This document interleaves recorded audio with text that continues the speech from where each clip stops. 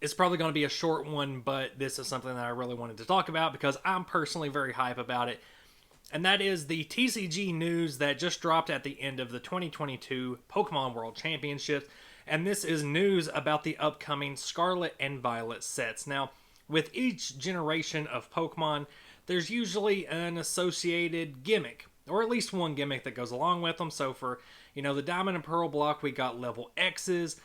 For the, black and white era, we got the EXs with the capital EX. And of course, more recently, we've gotten the V Pokemon with the V Star and V Max Pokemon that they can evolve up into. But the announcement itself is that for the Scarlet and Violet block in the TCG, we're seeing the return of lowercase EX Pokemon. And for those of you that have not been playing for a long time, you may be thinking of EX, the capital EX, where they're just basically big basic Pokemon. So you can play a Gengar EX straight from your hand as a basic Pokemon, and that's just what it is. It's a big basic Gengar. Forget the Ghastly, forget the Haunter. Lowercase EX Pokemon were the Gen 3 gimmick. So from the Ruby Sapphire sets, all the way up until just before the Diamond and Pearl block dropped, we had these EX Pokemon. And the main difference is that they were not always basics.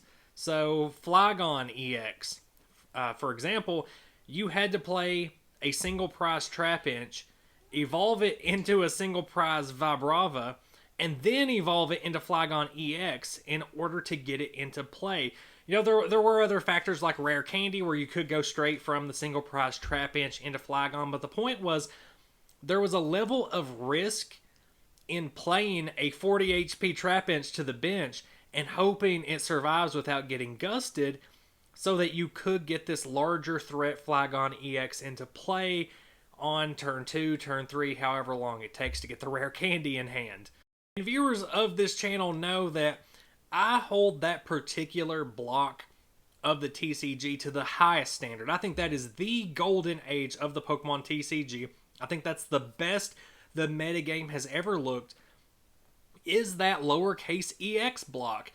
Mainly talking about, everything from like Delta Species, Crystal Guardians, up through Dragon Frontiers. I think they had a really good thing going there because there was an amount of risk for playing the Stage 1 and Stage 2 EX Pokemon as opposed to just the big basic versions.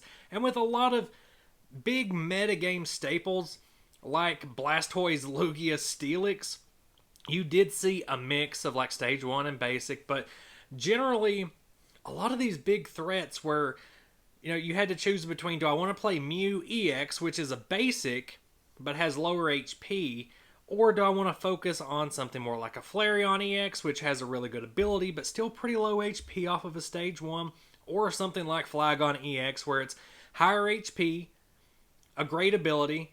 It's just you do have to factor in the fact that your Trapinches might get lost before you can evolve up into that final Stage 2 Pokemon.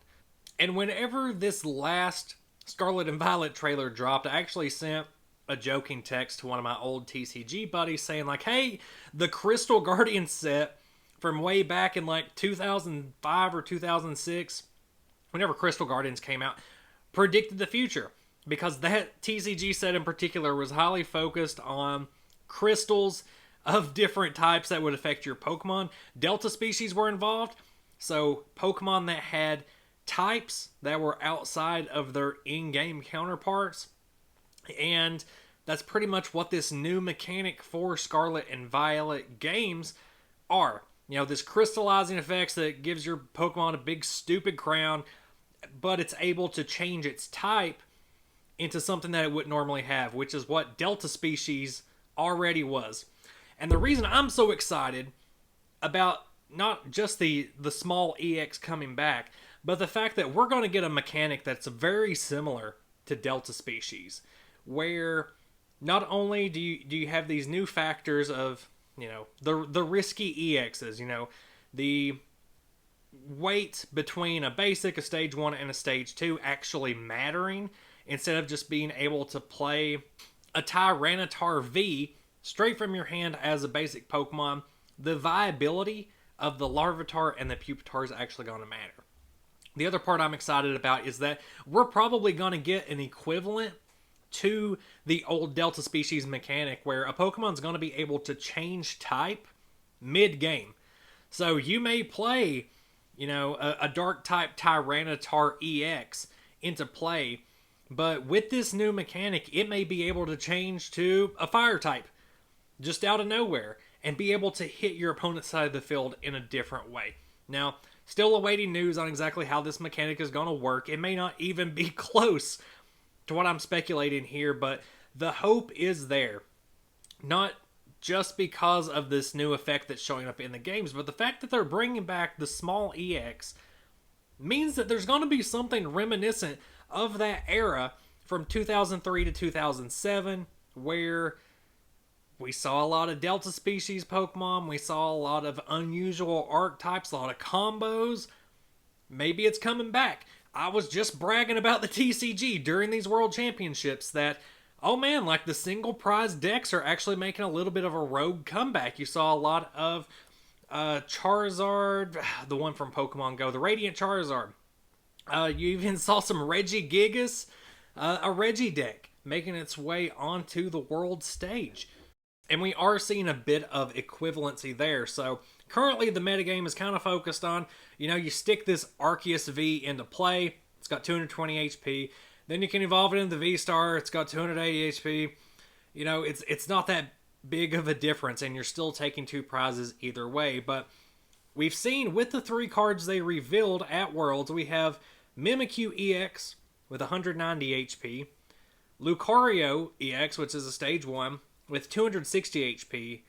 And then you have Magnezone EX, which is a Stage 2, with 330 HP. So you're looking closer to what like a VMAX Pokemon would be, which is, kind of right now worth 3 prizes, which is the risk of running those. But you do have this equilibrium in that, yeah, there is a risk to evolving further, whether it's a Stage 1 or a Stage 2 Pokemon, but the ultimate payoff is higher, which is where that level of player factors comes in.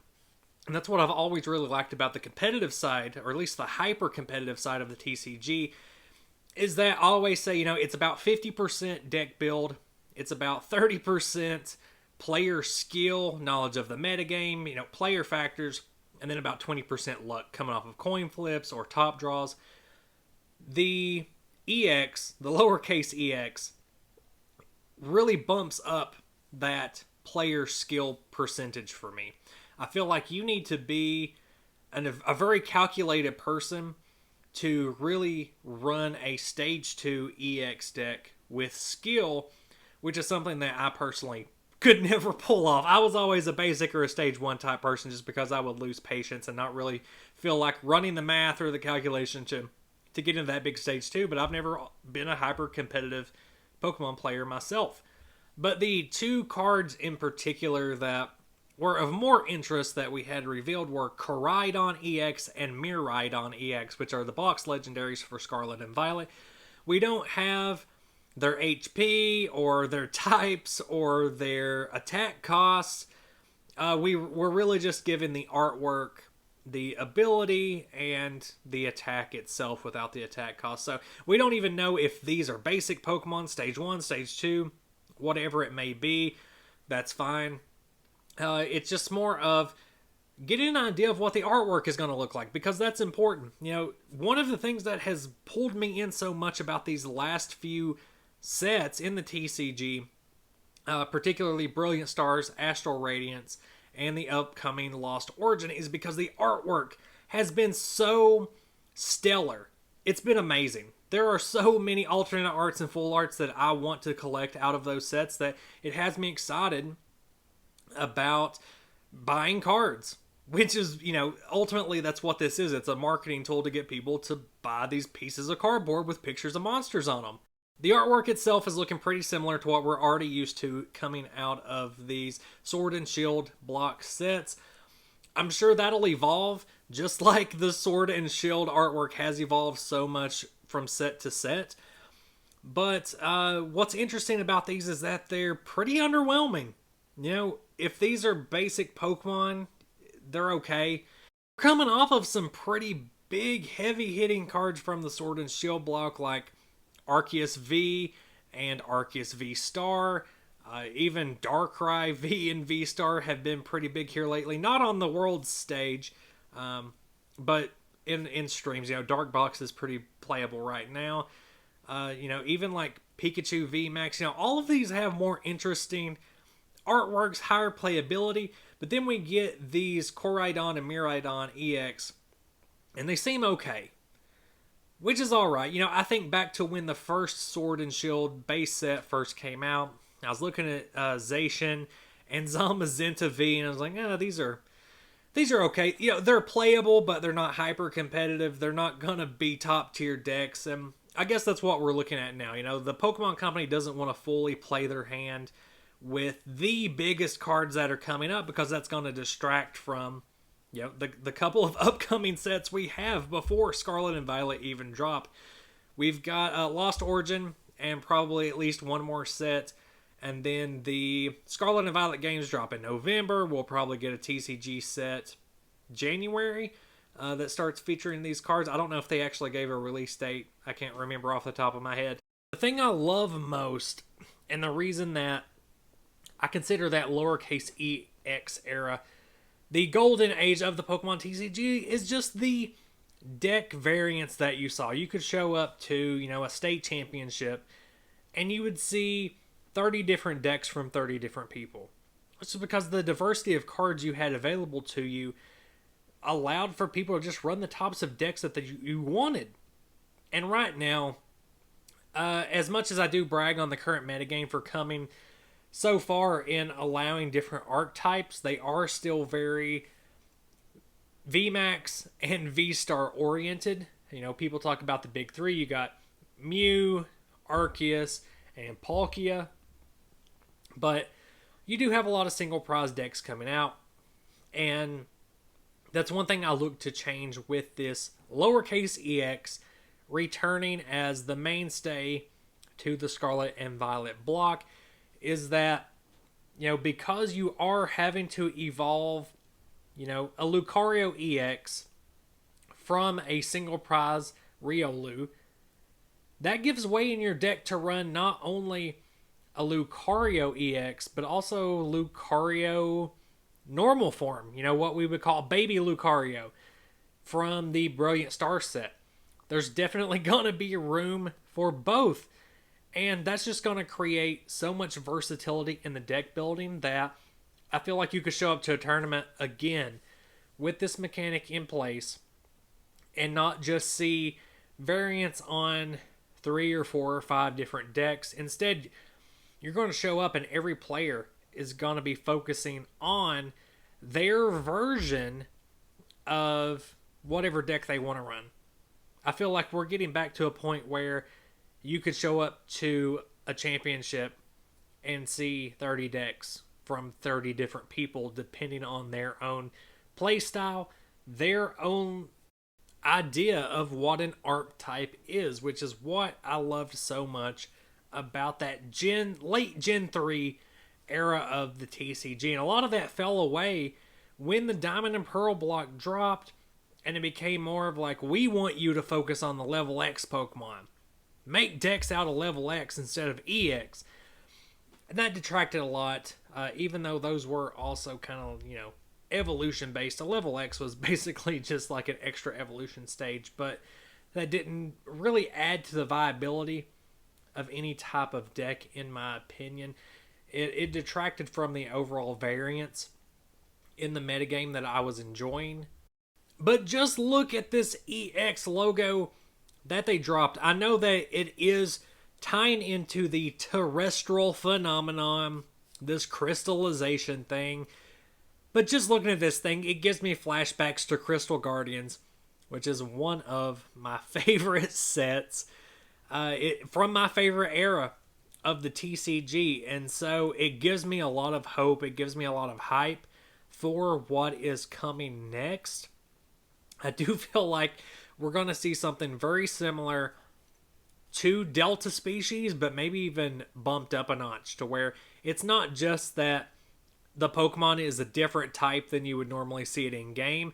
It's that it can change type at any point during the game, which is going to add even more variance to what we're used to right now. A lot of people are saying that, yes, single prize decks are coming back, but overall, there's still a big focus on the big three, especially after the World Championships. People are going to be focusing even more on just these like Arceus and Teleon builds, adding in different tech cards, which does mix it up a bit, but seeing the actual core of a deck change from player to player, I think is something that's going to be coming back. Look at this EX logo. It has Crystal Guardians all over it. This video has not been a short one. I lied at the start. I'm actually way more hyped for this than I thought. I have a lot more to say about it, but I've also been sipping mimosas all day and been hanging out in my house shirtless, which is why I look like a disheveled lumberjack right now. I just tried to throw something together so I could be on video and actually show my face, but I want to hear what your thoughts are on these upcoming changes to the TCG, to this Scarlet and Violet TCG block. Let me know what your thoughts are. Let me know what you're looking forward to. And if anything I've said in this ramble actually resonates with you. And I will see you next video. I've got a few more scheduled videos coming up. This one was a bit more spontaneous. I wasn't expecting for news to drop that would get me this excited. I was expecting just to see some, just a Pokemon Company bullshit as far as marketing goes. But yeah, let me know your thoughts down in the comments, and I'll see you next video. Bye.